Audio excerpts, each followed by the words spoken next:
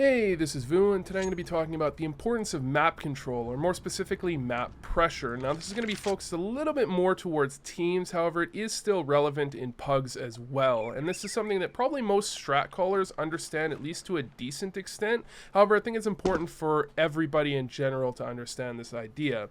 Now, I'm using overpass as an example because bathrooms control and short control are both areas where the terrorist can take that fairly easily if they pressure it correctly and in the right way.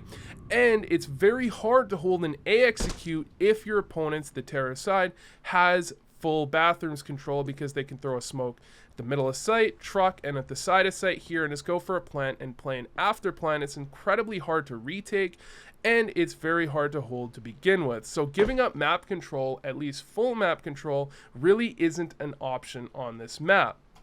Now the problem is it's very easy for either side of the map to back off of control because they're getting pressured and they're not able to find a kill and be back in their sight by something like 115 if they're worried about taking engagements.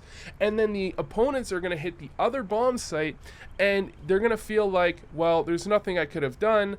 The terrorist side hit B and I'm playing A, and it's obviously quite hard to rotate in, especially with an op if heaven is smoked.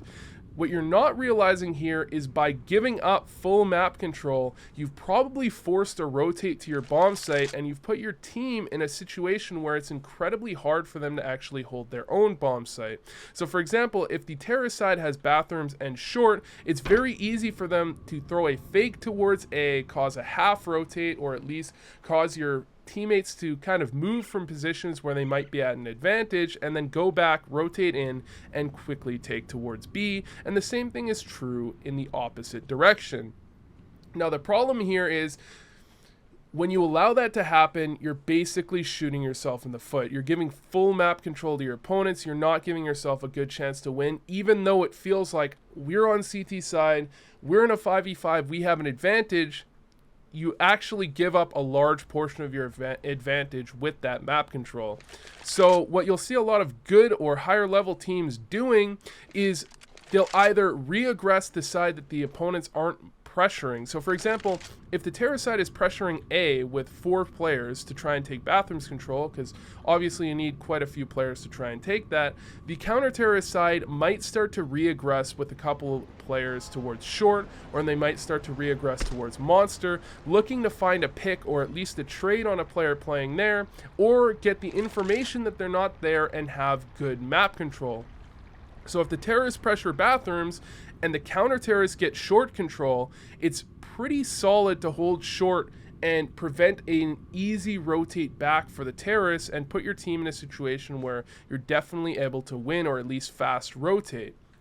And you'll see other teams that give up bathrooms because, of course, it's very hard to hold bathrooms if it's taken correctly, and then re-aggress it late round, potentially as soon as your opponents are going for a little bit of pressure towards the other side of the map, or if your opponents are going silent and you're trying to get some information, potentially because you feel you're at a disadvantage. You'll see it in a lot of teams like G2, for example.